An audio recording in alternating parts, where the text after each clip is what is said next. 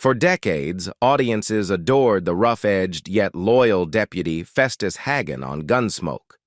Behind that scruffy beard and twangy voice was Ken Curtis, a man whose charm and warmth seemed inseparable from the character he played. But away from Dodge City, his personal journey was riddled with struggles, heartbreak, and a secret he held for years before finally breaking his silence. What the public saw was only part of the story. What lay beneath was far more complicated and far more painful than anyone could have imagined. Roots of a Western Star. Ken Curtis was born Curtis Wayne Gates on July 2, 1916 in Lamar, Colorado, the youngest of three brothers. His childhood was shaped by the rugged ranching life of Bent County, where his father, Dan Gates, later served as county sheriff from 1926 to 1931. For a time, the family lived above the county jail in Las Animas, with his mother, Nellie, preparing meals for inmates while young Ken helped with ranch work. Life was simple, but far from easy. Even then, music was inescapable in the Gates household. His father played the fiddle, his mother coaxed melodies from a pump organ, and his brothers joined in with banjo and vocals. Surrounded by this family orchestra, Ken naturally gravitated toward instruments and song. At Las Animas High School, he excelled both athletically and musically, becoming quarterback of the football team while also playing clarinet in the school band. The stage was set for two possible futures, one in sports or medicine, and another in music. After graduating in 1935, Curtis enrolled in college at Colorado Springs with plans to study medicine, likely inspired by his father's steady respect in the community. But the pull of music soon overshadowed textbooks and anatomy charts. Curtis found himself increasingly drawn to singing, performing at local events, and dreaming of something bigger. His aspirations, however, were put on hold when duty called. With the outbreak of World War II, Curtis enlisted in the U.S. Army in 1943. He served until 1945, a period that tested his courage and shaped his character. Stationed aboard a U.S. submarine during war patrols in hostile waters, Curtis displayed acts of bravery that earned him the Bronze Star. This experience left scars he rarely spoke about, but it gave him the steel needed to face the cutthroat world of show business. The voice that replaced Sinatra. When Ken Curtis returned from the war, the world of music had already begun to change. The swing era was at its peak, and big bands dominated the radio waves. Curtis, with his smooth baritone voice, quickly found opportunities. By the late 1930s and early 1940s, he had already been a staff singer on NBC Radio, earning a reputation for his versatile performances on popular programs. But it was his connection with Tommy Dorsey, one of the most powerful band leaders of the era, that changed everything. Through a recommendation from vocalist Joe Stafford, who co-hosted a program with Johnny Mercer and the Pied Pipers, Dorsey received a demo tape of Curtis. The young singer's velvety tone caught his attention at the right moment. In 1941, when Frank Sinatra left the Dorsey Band, Curtis was brought in as a replacement. Sinatra was a rising star, adored by screaming crowds, and Curtis had enormous shoes to fill. For Dorsey, Ken Curtis was a kind of insurance, proof that the show could go on without the superstar. Though Curtis's stint with Dorsey lasted only until 1942, when Sinatra's contractual replacement Dick Haymes officially took over, the experience gave him invaluable exposure. Performing with one of America's premier orchestras placed him in front of massive audiences and established him as a professional vocalist. It also marked the first time he was advised to change his name. Dorsey himself suggested dropping Gates and adopting the stage name Ken Curtis, a name that would soon carry weight across music and film. Curtis didn't stop there. He joined Shep Fields and his new music, an unusual all-reeds band that experimented with sound by eliminating brass instruments. Though short-lived, it kept him in the national spotlight and honed his adaptability. In 1948, he was a featured singer and host of the WWVA Jamboree, a popular country music program broadcast from Wheeling, West Virginia. This period deepened his ties to the Western music scene and gave him the stage presence that audiences would later recognize in his acting career. By the late 1940s, Curtis's reputation as a singer was secure. His big break came when he joined the Sons of the Pioneers in 1949, stepping in as lead vocalist. With them, he recorded unforgettable hits like Room Full of Roses and Ghost Riders in the Sky. Between 1949 and 1953, and again from 1955 to 1957, he lent his voice to a group that was already legendary, adding his own signature style that fans adored. Hollywood, John Ford, and the rise of a cowboy actor. By 1945, Columbia Pictures had signed Ken Curtis to a contract. His early film roles were in a string of musical westerns, where he played handsome cowboy leads who could both ride a horse and carry a tune. These light-hearted productions paired him with novelty groups like the Hoosier Hotshots, and while they were modest in budget, they gave Curtis valuable screen experience and introduced him to Hollywood audiences. A turning point in his life came through marriage. In 1952, Curtis wed Barbara Ford, the daughter of legendary director John Ford. This connection pulled him into a circle that included some of the biggest names in film history. Through John Ford, Curtis found himself working alongside John Wayne, Henry Fonda, and other titans of the screen. He wasn't just another contract player anymore, he was part of the Ford-Wayne family, both literally and professionally. Curtis's most memorable work from this period came in Ford's productions. He appeared in Rio Grande as part of the Regimental Singers, essentially blending his musical talent into the fabric of the story. But it was his role as Charlie McCory in the 1956 classic The Searchers that cemented his reputation. Acting alongside John Wayne in what many consider the greatest Western ever made, Curtis proved he could handle complex roles that demanded more than just a smile and a song. He also appeared in The Quiet Man, The Wings of Eagles, The Horse Soldiers, The Alamo, and How the West Was Won. These were not bit parts. They were crucial stepping stones in his evolution as a serious actor. During this same period, Curtis also collaborated with C.V. Whitney Pictures, appearing in all three of the company's productions: The Searchers, The Missouri Traveler, and The Young Land. This consistency gave him visibility and credibility within Hollywood circles. He even took risks behind the camera, producing two low-budget cult monster movies in 1959, The Killer Shrews and The Giant Gila Monster. Though campy by today's standards, they showcased Curtis's entrepreneurial side and willingness to explore new creative avenues. Television soon beckoned as the industry shifted. Curtis made 5 guest appearances on the hit Western Have Gun, Will Travel, with Richard Boone. In 1960, he guest-starred in Perry Mason as Tim Durant, a circus performer entangled in one of the lawyer's strangest cases. From 1961 to 1963, he starred as Jim Buckley in the syndicated series Ripcord, playing a veteran skydiver and mentor. With 76 episodes over 2 seasons, it was Curtis's first true starring role on television, and it showcased his versatility outside of singing cowboys and Ford productions. Becoming Festus Hagen on Gunsmoke.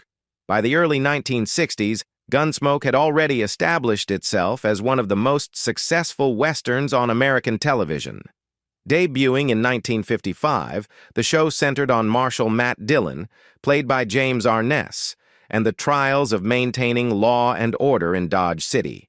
When Dennis Weaver, who portrayed Chester Good, left the show in 1964, producers needed a fresh deputy who could hold his own next to Arness. Ken Curtis stepped into that void, but the role he crafted was unlike anything television audiences had seen before. Curtis had first appeared in Gunsmoke in 1959, playing a cowhand named Phil Jakes. He returned in guest spots over the years, but it was in Season 8 that he introduced a scruffy, cantankerous mule skinner named Festus Hagen. What was supposed to be a minor character quickly stole the spotlight. Curtis's portrayal blended humor, pathos and an unforgettable nasal twang that he invented on set. The inspiration came from a real figure in his hometown of Las Animas, a man nicknamed Cedar Jack, known for his eccentric mannerisms and frequent stints in the county jail run by Curtis's father. Producers recognized they had struck gold. By 1964, Festus was promoted to a regular cast member, becoming Dillon's full-time deputy. Over the next 11 years, Curtis appeared in 304 episodes, making him the longest-serving deputy on the series. Week after week, Festus provided comic relief with his colorful phrases, but also showed fierce loyalty and surprising wisdom. He was illiterate, rough around the edges, and quick to brawl, yet his devotion to Dillon and Dodge City made him beloved by millions. The chemistry between Curtis and James Arness was a cornerstone of the show's success.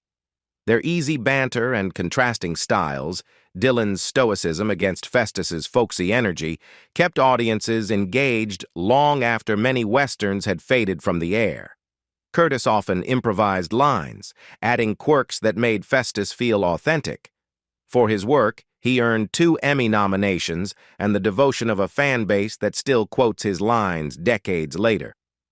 Beyond the set, Curtis embraced Festus as part of his identity. He traveled across the country performing at fairs, rodeos, and stage shows in character, even after Gunsmoke ended in 1975. His folksy deputy became one of television's most enduring icons, to the point that a statue of Festus now stands in Clovis, California, where Curtis spent his later years. Behind the curtain, marriages, politics, and secrets. While Ken Curtis's screen presence radiated humor and loyalty, his personal life was often marked by turbulence. His first marriage was in 1943 to Lorraine Page, a fellow Universal Studios actress. What began with youthful hope and shared Hollywood dreams quickly eroded under the strain of careers pulling in different directions. The marriage ended in divorce, leaving Curtis to search for stability elsewhere. His second marriage tied him directly to Hollywood royalty. In 1952, he wed Barbara Ford, daughter of famed director John Ford.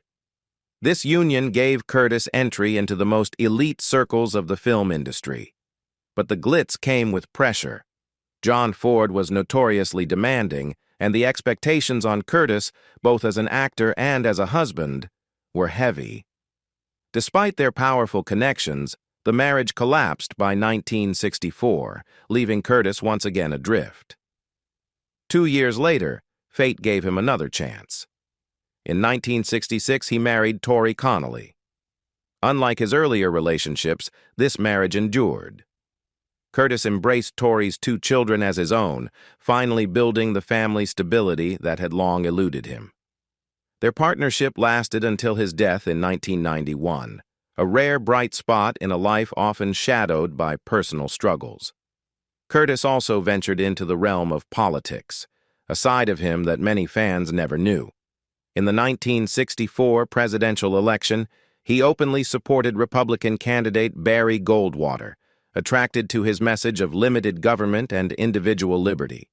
Later, in 1976, Curtis campaigned for Ronald Reagan during the Republican primary, even traveling the country to rally support. For Curtis, conservatism was not a passing interest. It was a deep conviction that influenced how he saw his country and his role within it. Yet even as he projected confidence in public, Curtis carried secrets that unsettled his fans when they later came to light.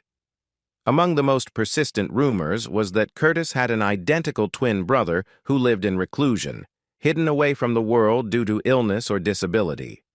Others speculated the twin was merely a Hollywood fabrication to create mystique around him. No evidence ever confirmed these tales, but the rumor endured, adding an eerie layer to his public image. Curtis himself rarely addressed it, fueling speculation that the truth was too painful or too trivial to reveal. Final years, death, and legacy. By the late 1970s, Ken Curtis had become inseparable from the role of Festus Hagen.